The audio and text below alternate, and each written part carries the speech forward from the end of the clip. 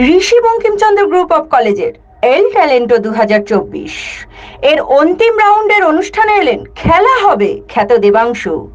Naihati rail মাঠে মঙ্গলবার রাতে সাংবাদিকদের মুখোমুখি হয়ে কি বললেন ছাত্র যুবদের মনের মানুষ দেবাংশু, দেখে নেব আমরা সেই প্রতিবেদন।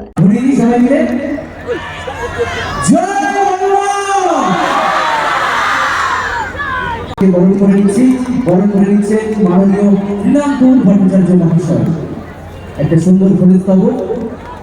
এরপর হালিশহর পৌরসভার মাননীয় পৌরপ্রধান শ্রী শুভঙ্কর ঘোষ মহাশয়কে আমরা নৈহাটি গ্রুপ অফ কলেজের পক্ষ থেকে বরণ করে নিচ্ছি।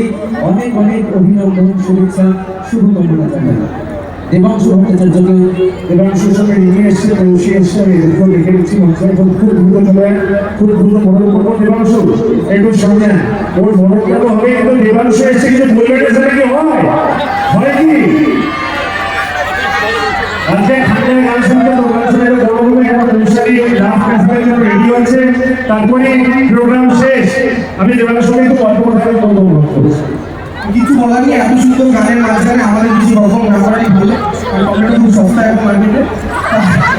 আপনাদের প্রত্যেককে অভিনন্দন এবং এত সুন্দর একটা প্রোগ্রাম প্রত্যেকে এনজয় করছেন, খুব ভালো। না হলে এই আনন্দ কালকে সকালবেলা কাশিতে বেরোবে।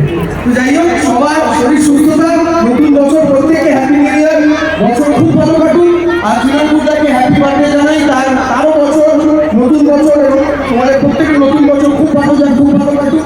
এবং প্রত্যেককে আরো একটা অভিনন্দন, 2024 প্রত্যেকের জন্য ভালো যাক। প্রত্যেকের যা আশা আকাঙ্ক্ষা, এতদিনের লড়াই সব কিছু দিয়ে যা চেয়েছে ভগবান তোমাদের প্রত্যেকের চাওয়াকে এই বছর এসে পূরণ করুন, এই কামনা করি। থ্যাংক ইউ, খুব ভালো থাকার। আরেকবার যারা গান গাইছেন প্রত্যেকটা শিল্পীকে এবং যিনি এতক্ষণ মাতিয়ে রেখেছেন এই মঞ্চকে, তাকেও প্রত্যেকে অভিনন্দন। Thank you very much. আরো একটা হ্যাপি নিউ ইয়ার, খুব ভালো থাকুন। Thank you.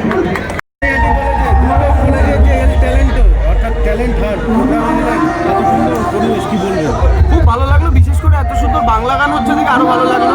বাংলা গান কোথাও বেশি হতে দেখলে মনটা ভালো লাগে। আর বিশেষ করে যে ফোক সংগুলো গাওয়া হলো, অনুভূতি সত্যি ভালো। সবচেয়ে বড় ওয়েদার ভালো, সব মিলিয়ে একটা ভালো পরিবেশ। কলেজের এই যে এল ট্যালেন্টের মাধ্যমে যে ছাত্রছাত্রীদের মধ্যে বিনোদীরা কটাক্ষ ছাড়ছে না, বলছে যে খেলা মেলা নিয়ে রেফায় আসতো, কি বলবেন? কি হবে, সাধ্য হবে, কি হবে? আমার একটা কথা বলুন তো, মানুষ আনন্দ করতেই তো ভালোবাসে, তা আনন্দ হবে না? এই এতগুলো ছেলে মেয়ে এখানে আছে, তারা আনন্দ পেলে কাদের কষ্ট হয়? তারা কি খুশি হতো এই ছেলেমেয়েগুলো যদি কাঁদতো এখন না হেসে এখানে দাঁড়িয়ে আনন্দ না করে? শুনুন, একটা সময় বাংলার মাটিতে মানুষ পিঁপড়ের ডিম খেত, একটা সময় বাংলার মাটিতে মাটি খুললে কঙ্কাল বেরোতো। সেই জায়গা থেকে দাঁড়িয়ে আজকে যদি খেলামেলা হয়, যে মানুষগুলোর মাটির তলায় চলে যাওয়ার চান্স ছিল, সেই মানুষগুলো 11 সালের পরে আজকে যদি 4টে গানের প্রোগ্রামে এসে সঙ্গে তালি দেয়, হাততালি দেয়, এটা ভালো। আর মানুষ এই খেলামেলাকে পছন্দ করে। মানুষ ওই একসময় ওই শ্রাদ্ধ বাড়ির পরিবেশ থাকা বাংলাকে মানুষ পছন্দ করে না। এই জন্য যারা শ্রাদ্ধ বাড়ির আয়োজনকারী তাদেরকেও শূন্য করে দিয়েছে। দাদা, এই যে নবীন নিয়ে একটা দ্বন্দ্ব শুরু হয়েছে, এটা নিয়ে কি বলবেন? লোকসভা ভোটে কি প্রভাব পড়বে? দেখুন, আমি দ্বন্দ্ব মনে করি না। মতামত একটা গণতান্ত্রিক দল, আর আমরা বারবার বলি বাকি রাজনৈতিক দলগুলোর সিস্টেম হচ্ছে তারা ঘরের ভেতরে কথা বলতে ভালোবাসে, আর তৃণমূল কংগ্রেস বাংলাকে তার পরিবার মনে করে। ফলে আমি যেমন আমার মা বাবার সামনে কিছু বলতে দ্বিধাগ্রস্ত হই না, তেমন আমার দলের মধ্যেই যদি কোনো মতামত থাকে সেটা তারা প্রেসের সামনে রাখেন, কারণ সেটা আলটিমেটলি যাবে কত দূর, যাবে বাংলার মানুষের কাছে। আর বাংলার মানুষ আমাদের কাছে ফ্যামিলি। আর একটা যে কোনো গণতান্ত্রিক দলে ভিন্ন মতামত থাকবে, মতভেদ থাকতে পারে, কিন্তু মনোভেদ নেই। মনোভেদ নেই, আমি তো বলছি মনোভেদ নেই, মতভেদ থাকতে পারে।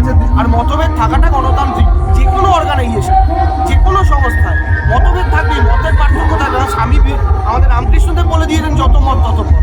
একটা মত নিয়ে চললে তো আমাদের পার্টিও বিজেপি পার্টি হয়ে যাবে। দেবাংশু ভট্টাচার্য সত্যবাদী এবং মানে ঠোটকারা।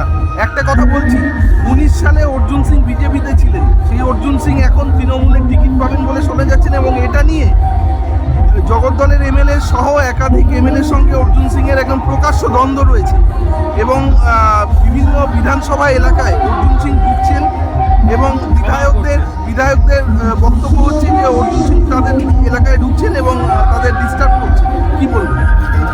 প্রথম কথা হচ্ছে, দলের উচ্চ নেতৃত্ব তারা এই ব্যাপারটা নিয়ে ইতিমধ্যেই হস্তক্ষেপ করেছেন। আমার ধারণা তাদের মধ্যে যদি কোনো মনোভেদ থেকে থাকে, এই ব্যাপারটা অতি শীঘ্র মিটে যাবে।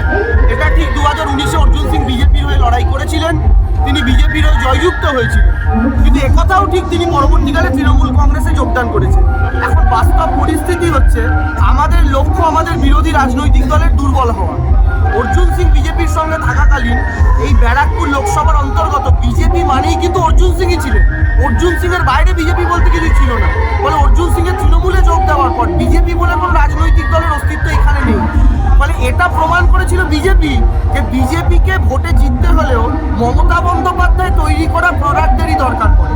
তো মমতা বন্দ্যোপাধ্যায় তৈরি করা প্রোডাক্ট আবার মমতা বন্দ্যোপাধ্যায়ের কাছে ফেরত এসেছে।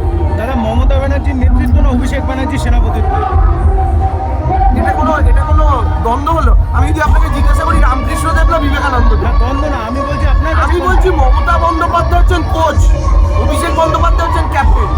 কোচ না ক্যাপ্টেন এই দ্বন্দ্ব এক সৌরভ গাঙ্গুলি গ্রেট চ্যাপেলের সময় এসেছিল। আমার মনে হয় এই মুহূর্তে দাঁড়িয়ে এটার কোনো বিষয় নেই, কারণ এটা একটা উইনিং টিম। মমতা বন্দ্যোপাধ্যায়ের মুখ তৃণমূল কংগ্রেসের সব থেকে বড় অ্যাসেট। তৃণমূলে মমতা ব্যানার্জির প্রথম কথা, মমতা ব্যানার্জিই শেষ কথা, কোনো সংশয় নেই। কিন্তু মন্দির, তারাপীঠ মন্দির যেমন ছিল একজন সাধক বামা খ্যাপাহত ছিল, দক্ষিণেশ্বর মন্দির যেমন ছিল একজন রামকৃষ্ণ তো ছিল। মমতা বন্দ্যোপাধ্যায় যদি আমাদের দক্ষিণাকালী হন, আমাদের রামকৃষ্ণ কিন্তু অভিষেক বন্দ্যোপাধ্যায়, তিনি তার সবচেয়ে বড় আরাধনা করে দেখিয়েছেন। সেই রামকৃষ্ণের আজকে অনেক অনুগামী আছে। কেন? কারণ রামকৃষ্ণ মায়ের সবচেয়ে কাছে পৌঁছাতে পেরেছে। আমাদের কাছে অভিষেক বন্দ্যোপাধ্যায় সেই স্তরের সেনা। শেষ প্রশ্ন আপনাকে, কি লোকসভা বলতে মমতা ব্যানার্জি চাইলে পরে ব্যারাকপুর লোকসভায় যে উত্তপ্ত পরিস্থিতি এই নিরসন হতে পারে? না, আমি তো এটাই, দেখুন এখন অন্তত তো ব্যারাকপুরে আমি মনে করি বিজেপি জেতার পর ব্যারাকপুরে যে পরিস্থিতি হয়েছিল ভাটপাড়া থেকে শুরু করে বিভিন্ন জায়গায় রাজনৈতিকভাবে আমরা মনে করি এটা বিজেপির ডিএনএর দোষ। তো তারা বিভিন্ন জায়গাতেই করেছিল, তো স্বাভাবিকভাবেই সেই পরিস্থিতি এই মুহূর্তে দাঁড়িয়ে ব্যারাকপুরে নেই। এবার রাজনৈতিকভাবে কোনো নেতার সঙ্গে, দেখুন আমি আবার একটা কথা বলছি, কিছু নেতা তারা 2021-এ জিতেছেন, যে সময় জিতেছেন সেই সময় দাঁড়িয়ে অর্জুন সিং দলে ছিলেন না, আজকের দিনে অর্জুন সিং ফেরত এসছেন। ফলে স্বাভাবিকভাবে একটা প্র্যাকটিক্যাল জায়গা থেকে তাদের মধ্যে একটা মনোমালিন্য থাকতেই পারে, এটা কিন্তু ন্যাচারাল ব্যাপার। তো আমাদের বক্তব্য হচ্ছে দলের উচ্চ নেতৃত্ব এই ব্যাপারটা খুব তাড়াতাড়ি রিজলভ করবে এবং অলরেডি তারা করার দিকে এগিয়েছেন বলে আমার বিশ্বাস। এবং আলটিমেটলি যে কোনো নির্বাচন যখন আসে তখন তৃণমূল কংগ্রেস একটা টিম হয়ে কাজ করে, টিম তৃণমূল কংগ্রেস। তাই প্রত্যেকটা নির্বাচনে কিন্তু তৃণমূল এখন অবধি জিতে এসছে। দেবাংশু ভট্টাচার্যকে কি লোকসভা ভোটে কি প্রার্থী হিসেবে দেখা যেতে পারে? আচ্ছা, এটা আমার বলার কথা না, এটা আমার দল বলতে পারে। তা আমি কি করে বলি? দেবাংশু আমি তো এই বলার জায়গা দেবাংশুর থেকে- স্বপ্ন কি, ভবিষ্যতের স্বপ্ন কি? আমরা যারা জানি দেবাংশুর লক্ষ লক্ষ ফলোয়ার্স, তারা তো জনপ্রতিনিধি হিসেবে দেখতে চায় দেবাংশুকে। না, দেখুন মানুষের তো চাওয়ার শেষ নেই আর মানুষের পাওয়ারও শেষ নেই। এখন আমি এই দলে আসার পর দল আমাকে 23.5 বছর বয়সে মুখপাত্র করেছিল, এই দলই আমাকে প্রায় 24 বছর বয়সে যুব সাধারণ সম্পাদক করেছিল, আবার এই দলই আমাকে আজকে আইটি সোশ্যাল মিডিয়া সেলে প্রেসিডেন্ট করেছে। যেইটুকু আমি চাই একটা অরাজনৈতিক পরিবারের ছেলে হয়ে আমাকে তৃণমূল কংগ্রেসই দিয়েছে। ফলে যে দল আমাকে দিয়েছে এত কিছু, আমি বলতে পারবো না আমার এই দলের থেকে ওটা চাই, কারণ আমি না চাইতেই পেয়েছি। ওই 21-এর টিকিট নিয়ে যারা কথা বলেন আমার মনে হয় ওটা নিয়ে বিতর্ক বাড়িয়ে লাভ নেই। দল যদি মনে করে যোগ্য, যদি মনে করে দেবাংশু দিল্লি যাওয়া উচিত, দেবাংশু দিল্লি যাবে।